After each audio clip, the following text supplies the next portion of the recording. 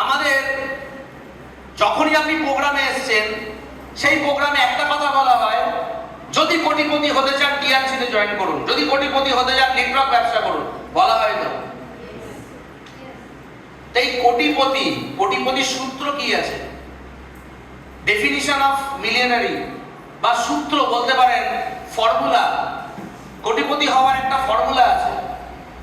সেই ফর্মুলা হচ্ছে অন্য মানুষের সময় এবং অন্য মানুষের শ্রমকে যে একত্রিত করতে পারে সেই কোটিপতি হয়। আরেকবার বলবো, অন্য মানুষের সময় এবং অন্য মানুষের শ্রমকে যে একত্রিত করতে পারে সেই কোটিপতি হয়। কথাটা ঠিক না কথাটা ভুল? একলা খেটে কোটিপতি হওয়া যায় না। আজকে টাটা, বিড়লা, গোয়েঙ্কা এরা দেখুন, এদের তলায় 10,000 12,000 কর্মচারী কাজ করছে, ঠিক না ভুল? এরা অন্য